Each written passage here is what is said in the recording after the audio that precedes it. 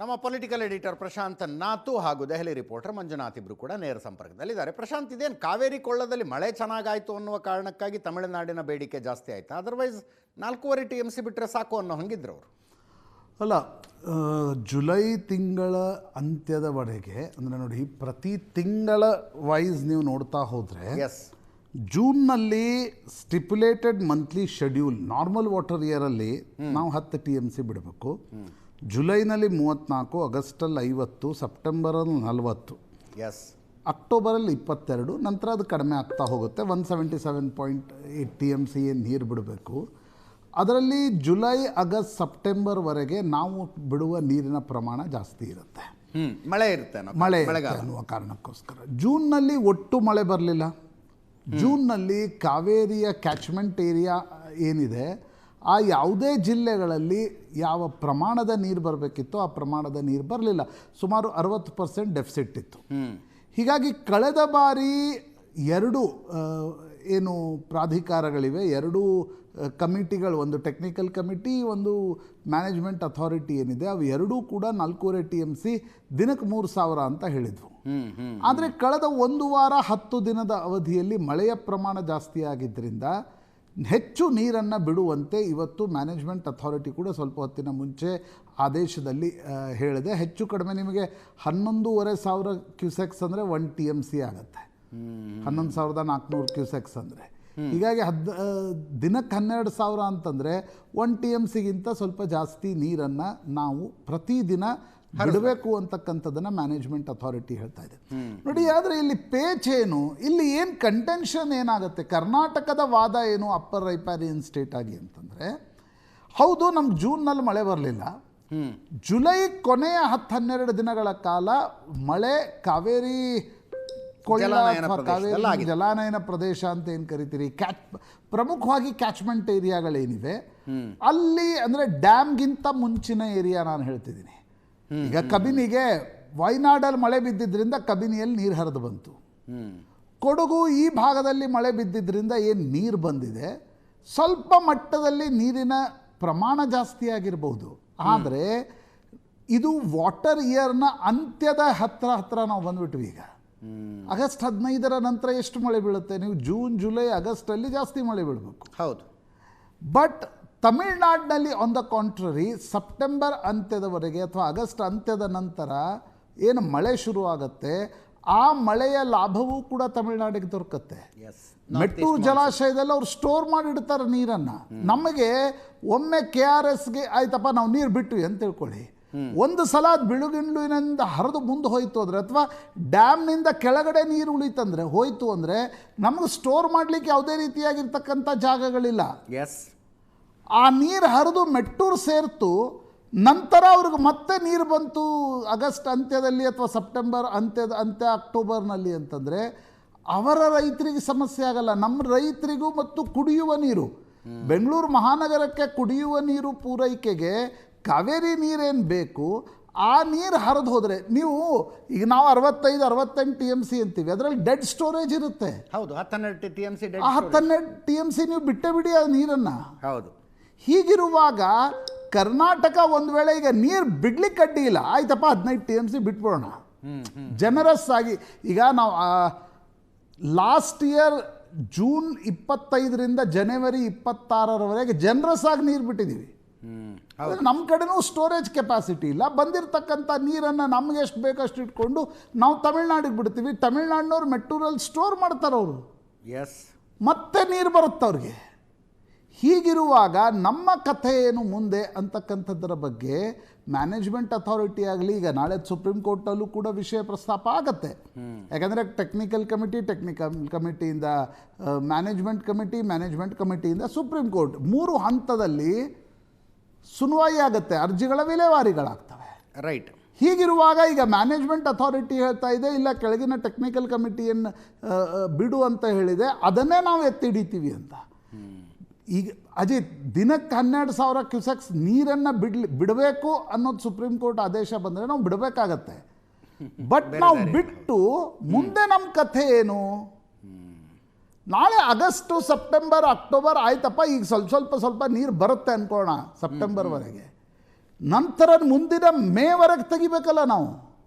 S, ಮೇವರೆಗೆ ನಮ್ಮ ಬೆಂಗಳೂರಿನ ಅಗತ್ಯತೆಯನ್ನು ಪೂರೈಸಿಕೊಂಡು ರೈತರಿಗೆ ನೀರು ಕೊಟ್ಟು, ಡ್ಯಾಮ್ನಲ್ಲೂ ಕೂಡ ನೀರಿರಬೇಕಲ್ಲ, ಹೌದು, ಡ್ಯಾಮ್ನಲ್ಲೂ ಕೂಡ ನೀರು ಇರಬೇಕಲ್ವಾ, ಜಲಚರಗಳು ಕೂಡ ಇವೆ ಅಲ್ಲ ಅದರಲ್ಲಿ. ನೀವು ನಾಳೆ ಯಾವತ್ತಾದರೂ ಒಂದಿನ ಅದನ್ನು ನೀರು ಅಂದರೆ ಆ ನೀರಿನ ಹರಿವನ್ನು ನಾವು ಕಾಪಾಡಿಕೊಳ್ಳದೇ ಇದ್ದರೆ ಜಲಚರಗಳು ಸಾಯ್ತವೆ.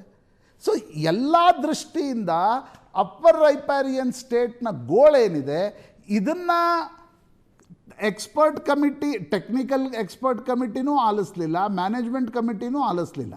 ಸುಪ್ರೀಂ ಕೋರ್ಟಿಗೆ ಈ ಮ್ಯಾಟರ್ ನಿಶ್ಚಿತವಾಗಿ ಏನು ತಮಿಳುನಾಡು IA ಸಲ್ಲಿಸಿದೆ ಅದರ ಬಗ್ಗೆ ಸುಪ್ರೀಂ ಕೋರ್ಟ್ ಏನು ತೀರ್ಮಾನವನ್ನು ತೆಗೆದುಕೊಳ್ಳುತ್ತೆ ಅನ್ನೋದು ನೋಡಬೇಕಾಗತ್ತೆ. ಆದರೆ ಒಂದು ಅನೇಕ ಬಾರಿ ನಾವು ನೋಡಿದ್ದೀವಿ ಕಾನೂನಿನ ಆಟದಲ್ಲಿ, ಸುಪ್ರೀಂ ಕೋರ್ಟ್ಗೆ ಹೋಗುವಾಗ ಈಗ ದಿನಕ್ಕೆ 12,000 ಹೇಳ್ತಿದ್ದಾರೆ, ಅಟ್ಲೀಸ್ಟ್ ಒಂದು 4,000-5,000 ಬಿಡ್ಬೇಕು. ಅಷ್ಟು ಬಿಟ್ಟೇ ನಾವು ಸುಪ್ರೀಂ ಕೋರ್ಟ್ನ ಮೆಟ್ಲೆ ಇರಬೇಕಾಗತ್ತೆ. ಇಲ್ಲಾಂದರೆ ನೀವು ಅದನ್ನು ಕಂಪ್ಲೈ ಮಾಡಿಲ್ಲ ಅನ್ನುವ ಕಾರಣಕ್ಕೋಸ್ಕರ ನಮಗೆ ಇನ್ನೊಂದಿಷ್ಟು ಅನ್ಯಾಯ ಆಗ್ತಕ್ಕಂಥ ಸಾಧ್ಯತೆಗಳು ಕೂಡ ಇರ್ತವೆ. ಹೆಂಗೆ ಎದುರಿಸ್ತಾರೆ, ಹೆಂಗೆ ನಿಭಾಯಿಸ್ತಾರೆ, ಕರ್ನಾಟಕ ಸರ್ಕಾರಕ್ಕೂ ಕೂಡ DK ಶಿವಕುಮಾರ್ಗೂ ಕೂಡ ಇದೊಂದು ಸಂಕಷ್ಟ. ಈಗೆಲ್ರಿಗೂ ಅನ್ನಿಸ್ತಾ ಇದೆ, ಅಲ್ರಿ ಎಲ್ಲ ಮೋಡ ಮುಸುಕಿದ ವಾತಾವರಣ ಇದೆ, ಮಳೆ ಬರ್ತಾ ಇದೆ, ಏನು ಬಿಡಿ ಹೋದರೆ ಹೋಯಿತು ಅಂತ.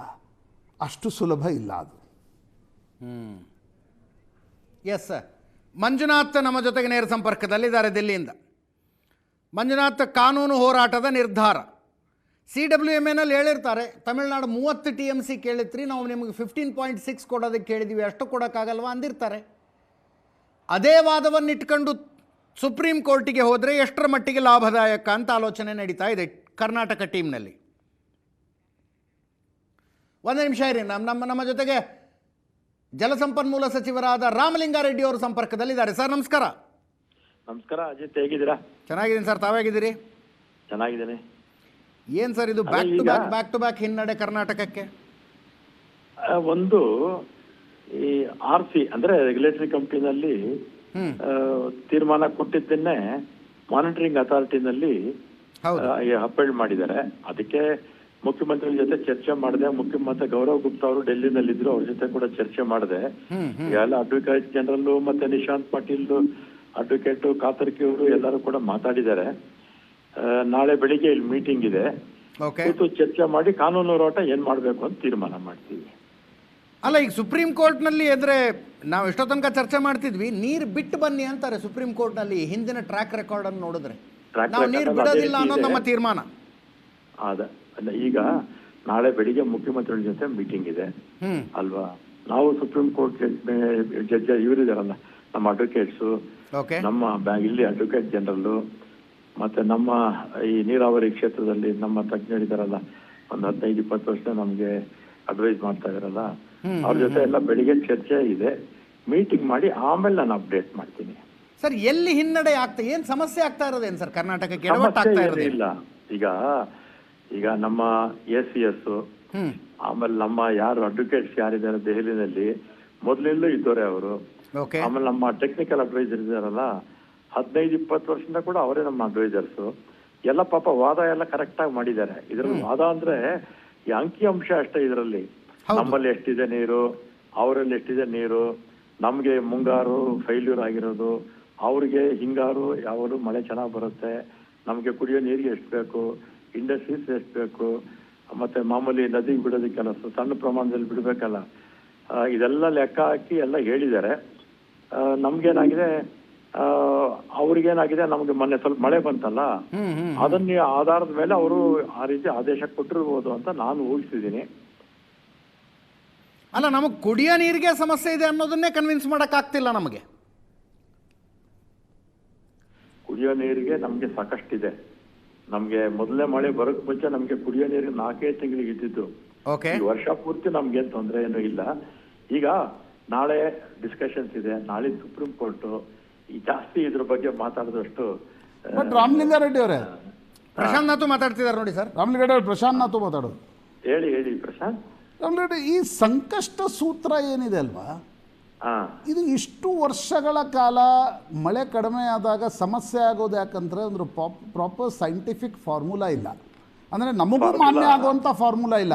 ಈಗ ಒಂದು ಪ್ರೋರಾಟ ಫಾರ್ಮುಲಾ ಇರ್ಬೋದು, 20% ನೀರು ಕಡಿಮೆ ಆದರೆ 20% ಜಾಸ್ತಿ, 20% ನೀರಿನ ಪ್ರಮಾಣ ಕಡಿಮೆ ಮಾಡೋದು, ಅದು ನಮಗೆ ಸೂಟೇಬಲ್ ಅಲ್ಲ.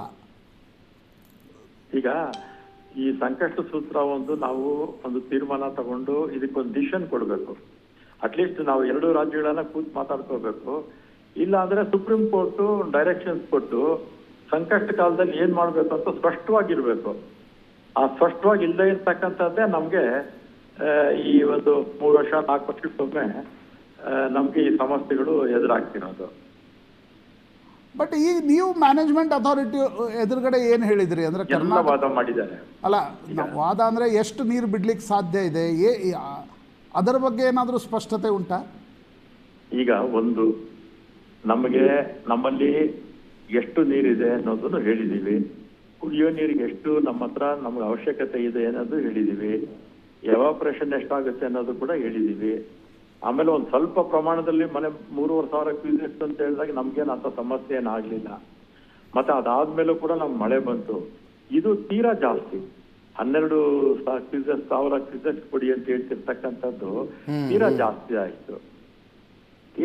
ಆಯ್ತು. ನಮಗೂ ಸಮಾಧಾನ ಇಲ್ಲ ಅವ್ರು ಮಾಡಿರ್ತಕ್ಕಂಥದ್ದು. ನೋಡೋಣ sir, let's hope for the best in supreme court, ಅಷ್ಟೇ, ಇನ್ನೇನು ಹೇಳೋದು. ಎಸ್, ಡೆಲ್ಲಿಯಿಂದ ಮಂಜುನಾಥ್ ನೇರ ಸಂಪರ್ಕದಲ್ಲಿದ್ದಾರೆ. ಮಂಜು, ಸುಪ್ರೀಂ ಕೋರ್ಟ್ನಲ್ಲಿ ಈ ಹಿಂದಿನ ಟ್ರ್ಯಾಕ್ ರೆಕಾರ್ಡು ನೀರು ಬಿಟ್ಟು ಬನ್ನಿ ಅಂತಾರೆ.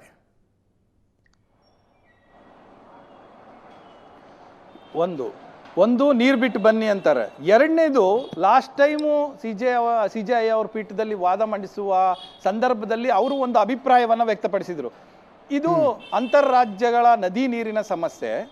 ನಮ್ಮ ಹತ್ರ ಈಗ ನೀವು ನೇರವಾಗಿ ಬಂದ್ಬಿಟ್ಟು ನಮ್ಗೊಂದು ತೀರ್ಮಾನ ಕೊಡಿ ಅಂತ ನೀವು ಕೇಳ್ತೀರಿ. ಇದ್ರ ಬಗ್ಗೆ ನಾವು ಎಕ್ಸ್ಪರ್ಟೈಸ್ ಇಲ್ಲ. ಹಾಗಾಗಿ ಮತ್ತೆ ನಾವು ಇನ್ನೊಂದು ಎಕ್ಸ್ಪರ್ಟ್ ಕಮಿಟಿಗೆ ನಾವು ಹೇಳ್ಬೇಕಾಗತ್ತೆ. ಈಗ ತೀರ್ಮಾನಗಳನ್ನ ಅಲ್ಲ, ಸುಪ್ರೀಂ ಕೋರ್ಟ್ ಇದ್ರ ಪ್ರಕಾರ, ಅಭಿಪ್ರಾಯದ ಪ್ರಕಾರ ಅವರೇ ಎಕ್ಸ್ಪರ್ಟ್ಸ್ ಇದ್ದಾರೆ. ಇಲ್ಲ, ನೀವು ಬಂದಿದ್ದೀರಿ ಅಂತ ನಾವು ಇನ್ನೊಂದು ಮಾಡಬೇಕಾಗತ್ತೆ. ಒಂದ್ರ ಮೇಲೊಂದು ಎಕ್ಸ್ಪರ್ಟ್ ಕಮಿಟಿ ಮಾಡೋದ್ರಿಂದ ಯಾವ ಪ್ರಯೋಜನ ಯಾರಿಗೂ ಆಗಲ್ಲ. ಅದು ಸಮಯ ಎಳ್ಕೊಂಡೇ ಹೋಗುತ್ತೆ, ಮತ್ತೆ ನೀರು ಬಿಡಬೇಕಾಗುತ್ತೆ ಅಲ್ಲಿಯ ತನಕವೂ ಕೂಡ. ನಿಮಗೆ ಇನ್ನೂ ಒಂದು ಚಾನ್ಸ್ ಕೊಡ್ತೀವಿ, ಮತ್ತೆ MA ಮುಂದೆ ಹೋಗಿ ನೀವು ಎಕ್ಸ್ಪ್ಲೈನ್ ಮಾಡಿ, ಯಾವ ಸ್ಥಿತಿಯಲ್ಲಿ ನಮ್ಮ ಮುಂದೆ ಏನು ಹೇಳಿದಿರೋ ಅದನ್ನೇ ವಾದವನ್ನು ಮಾಡಿ ಅಂತ ಈ ಹಿಂದೆ ತೀರ್ಮಾನಗಳಲ್ಲಿ ಸುಪ್ರೀಂ ಕೋರ್ಟ್ ಅಭಿಪ್ರಾಯ ಪಟ್ಟಿದ್ದು ಕೂಡ ಉಂಟು. ಆ ಸಂದರ್ಭದಲ್ಲೂ ಕೂಡ ಯಾವುದೇ ನೇರ ನಿರ್ಧಾರ ಆಯಿತು ನೀವು 3 TMC ಬಿಡಿ, 4 TMC ಬಿಡಿ ಅಂತ ಹೇಳಿಲ್ಲ. ಕಾವೇರಿ ತೀರ್ಪು ಹೊರಗಡೆ ಬಂದ ಬಳಿಕ, ಸುಪ್ರೀಂ ಕೋರ್ಟ್ನಿಂದ ಹೊರಗಡೆ ಬಂದ ಬಳಿಕ, ಆ ನಂತರದ ಎಲ್ಲ ಪ್ರಶ್ನೆ ಮಾಡಿದಂಥ ಸಂದರ್ಭಗಳಲ್ಲೂ ಇದೇ ಅಭಿಪ್ರಾಯವನ್ನು ಸುಪ್ರೀಂ ಕೋರ್ಟ್ ವ್ಯಕ್ತಪಡಿಸಿರೋದು. ಹಾಗಾಗಿ ನಾವು ಕೂಡ ಹೋಗ್ತೇವೆ, ಅವರು ಕೂಡ ಬಂದಿದ್ದಾರೆ ಆಲ್ರೆಡಿ. ಗುರುವಾರ ವಿಚಾರಣೆ ಇದೆ. ನಾವು ಕೂಡ ಇನ್ನೊಂದು ಅರ್ಜಿಯನ್ನು ಹಾಕ್ತೇವೆ ಕರ್ನಾಟಕದಿಂದ, ಈ ಸರಿ ಇಷ್ಟೊಂದು ನೀರು ಬಿಡ್ಲಿಕ್ಕೆ ಆಗೋದಿಲ್ಲ ಅನ್ನುವಂಥದ್ದು.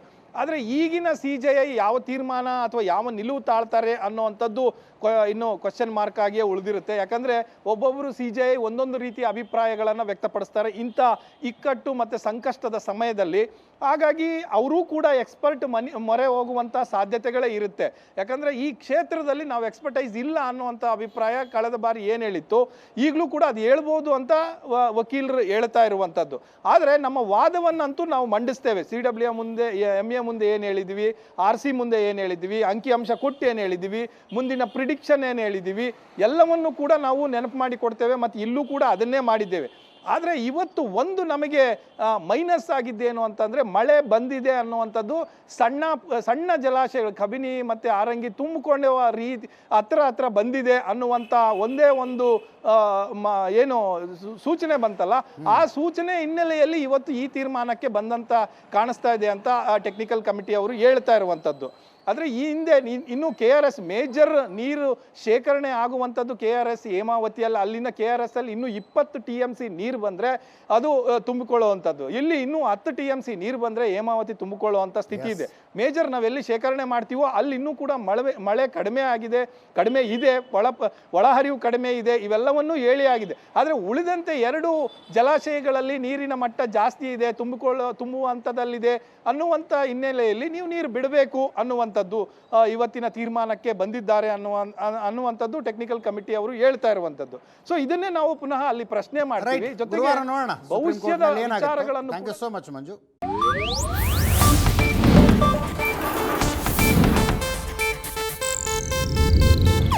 ಇದು ಏಷ್ಯಾನೆಟ್ ನ್ಯೂಸ್ ನೆಟ್ವರ್ಕ್ ಪ್ರಸ್ತುತಿ.